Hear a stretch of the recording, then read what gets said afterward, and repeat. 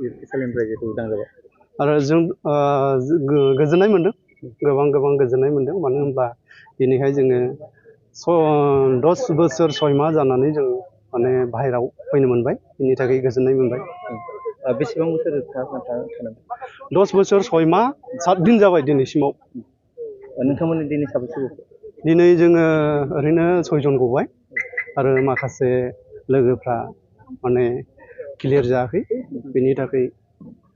फैनो मोनाखै बिसोरो बावैसोनि उनाव फैनो मोनगोन आसा खालामदों आरो लोगोसे दिनैहाय जोंनि थाखाय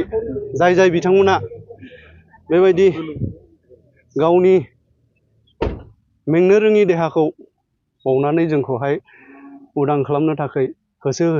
बेबायदिनो सेन्ट्रेल गभर्नमेन्ट आरो स्टेट गभर्नमेन्ट आरो बिटिआर गभर्नमेन्टआव खाख्रुब ना बिसोरो जोंनि थाखाय नाजाबाय आरो दिनै साक्सेस जाबाय आरो बेबायदिनो दिनैनि दिनाव मानगोनां हेमन्त बिश्व शर्मा सारखौ जों धन्यबाद होबाय आरो जोंनि माखासे बिटिआरनि बर' लिडारफोरखौबो जों धन्यबाद होबाय लोगोसे जोंनो बे बेल मारिनायाव जायहा फाइनान्स सापर्ट होबाय बिथां फेरेंगा बसुमतारी बिथांखौबो जों दिनैनि दिनाव आङो धन्यबाद होबाय हामबायसै नोंथाङा जिहेतु बर' हारिनि थाखाय गोलाव सम जिहेतु जेल जानानै गैया आं न'आव थांनोसै दा